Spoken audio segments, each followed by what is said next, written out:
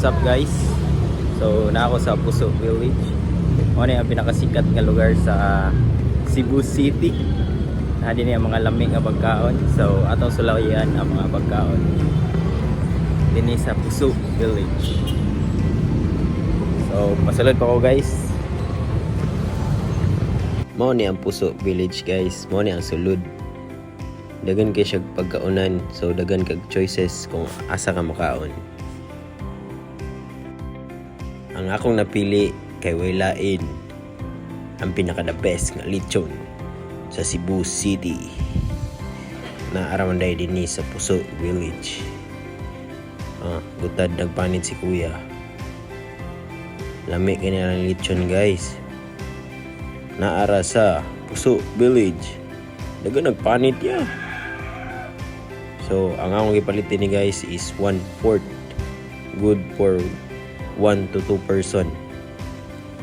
So tara all, amig ang panit guys.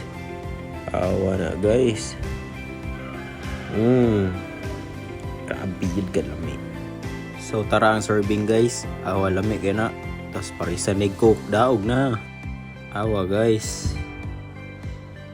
Ni ai. Tara guys. Mangaon.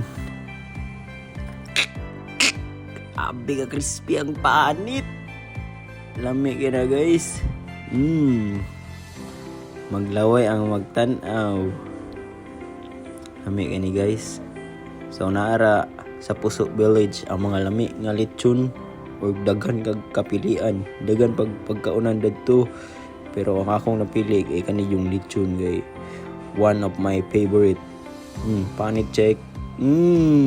Grabe ka lami guys.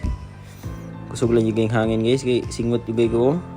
May lahat nga lami yung pagkaon. Kaya paningot ko guys. Kusog. Busog kay ko ani guys. Ribs oh. Panit ang bod. Ang lasa gid sila lechon guys. Wa gyud ko an. Grabe kalami yun. Layo ra kayong uban. Tilok ang pagkaon guys. Hurot ang lechon. So mao ni ang Puso Village guys. So adto na mo dinhi. Daghan kay pagkaon kapilian.